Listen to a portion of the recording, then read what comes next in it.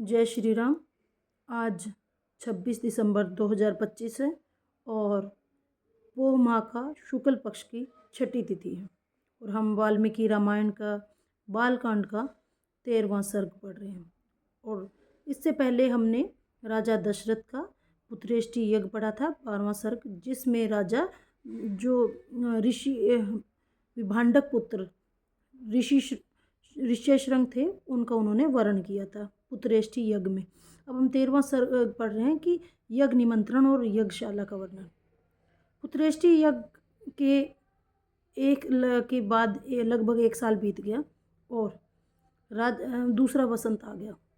तो अब राजा ने ऋषि वशिष्ठ जी के पास जाकर कहा कि अब बहुत समय हो गए हैं उस यज्ञ को, और अब आप अश्वमेध यज्ञ संपन्न कराइए पुत्र की प्राप्ति हेतु, और उसके साथ साथ जो कुल के आगे बढ़ने के लिए और समृद्धि के लिए। तो शास्त्रानुसार ये आप ही कर सकते हैं, क्योंकि आप हमारे परम गुरु हैं, हितैषी हैं, हमारे बंधु हैं। तब ऋषि वशिष्ठ जी ने यह जिम्मेदारी ली और उसके पश्चात ऋषि वशिष्ठ जी ने अपने जो राजा के जो जितने भी थे वो राज्य से शिल्पकार बुलाए, और उन्होंने उसके साथ ज्योतिषियों को, चर्मकारों को, शिल्पकारों को, खनकों को, नटों को, नर्तकों को सबकी नियुक्ति की। और उन्होंने सबको निर्देश दिया कि एक तो उन्होंने मंत्री सुमंत को निर्देश दिया कि वो खुद सभी देशों से राजाओं को बुलाए, उनके बंधुओं को बुलाए। इसके साथ साथ उन्होंने निर्देश दिया कि जो कौशल नरेश को स्वयं बुलाए, काशी नरेश को बुलाए और राजा जनक को स्वयं जाकर दे, और उसके साथ साथ मतलब कुछ अन्य जैसे उनके ससुर राजा दशरथ के ससुर के राज थे उनको खुद जाके न्योता दे।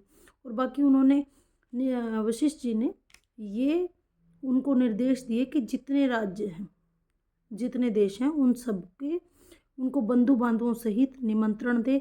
और इसके साथ साथ उन्होंने जितने शिल्पकार थे जिन्होंने राजाओं के लिए महल बनाए, श्रृंगार बनाए, क्योंकि सब देशों के राजा आने थे, उनके ठहरने के लिए उनके लिए अश्वशालाएँ, जो हस्तिशालाएँ, ये सब बनवाए और पूरा निर्माण कार्य चला। और उसके साथ उन्होंने निर्देश दिया सभी शिल्पकारों को कि वो जो भी कार्य करे वो प्रेम पूर्वक भाव से कार्य करे, क्योंकि जब अगर किसी का अनादर होता है, तिरस्कार होता है, या फिर किसी के में अनुचित भाव आते हैं, तो यज्ञ सफल नहीं होता। तो उन्होंने सभी को निर्देश किया कि जो भी आए, जो भी दान ब्राह्मणों को दान दिया जाए, या तो उसमें किसी का भी तिरस्कार ना हो, किसी को भी नीचा ना दिखाया जाए, क्योंकि इससे जो दाता है वो नष्ट हो जाता है। तो इसीलिए उन्होंने सबको निर्देश दिए। और उन्होंने जो पूर्व के सिंधु, सौवीर, सौराष्ट्र, दक्षिणात्य के सभी दक्षिण के राजाओं को न्योते भेजे। और इसके पश्चात उन्होंने जब ये और थोड़े कुछ जैसे ही ये कार्य पूरा हुआ, सब राजाएं वो निश्चित दिन के हिसाब से पहुंचने लगे।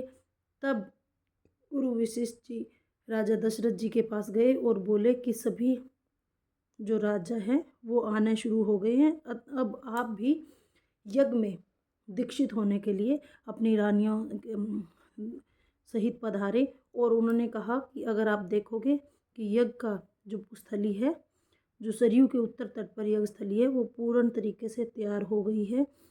और तो फिर गुरु वशिष्ठ जी के कहने पर महाराज दशरथ ऋष्यशृंग के साथ और यज्ञ स्थल का देखने के लिए उन्होंने प्रस्थान किया। और ऋष्यशृंग को आगे कर विशिष्ट ऋषियों ने यज्ञ आरंभ किया और रानियों सहित राजा दशरथ ने यज्ञ की दीक्षा ली। जय श्री राम।